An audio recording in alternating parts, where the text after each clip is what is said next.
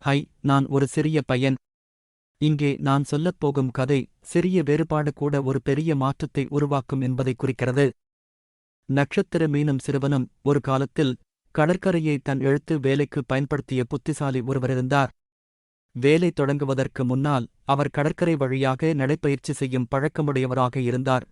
ஒருநாள் அவர் கடற்கரை வழியாக நடந்து செல்லும்போது தூரத்தில் ஒருவரைப் பார்த்தார். நடனமாடுவது போல் தோன்றியது. யாரோ காலை நேரத்தில் புன்சிரிப்புடன் நடனமாடுவது போல இருந்தது. அதனால் புத்திசாலி மகிழ்ச்சியுடன் அந்த மனிதரை அடைய விரைவாக நடக்க ஆரம்பித்தார். அவர் அருகில் சென்றபோது அது ஒரு இளைஞன் என்பதை உணர்ந்தார். சிறுவன் நடனமாடவில்லை, மாறாக கடற்கரையிலிருந்து ஏதோ ஒன்று எடுத்து மெல்ல மெல்ல கடலில் எறிய வேண்டுமென்று உறுதி கொண்டிருந்தான். அருகில் சென்ற புத்திசாலி, காலை வணக்கம். நீ என்ன செய்கிறாய் என்று கேட்டார். சிறுவன் எழுந்து, நட்சத்திர மீன்களை கடலில் எறிகிறேன் என்றான். ஏன் நட்சத்திர மீன்களை கடலில் எறிகிறாய் என்று வியப்புடன் கேட்டார். சிறுவன், சூரியன் மேலே வந்துவிட்டது, அலைகள் மாறி செல்கின்றன.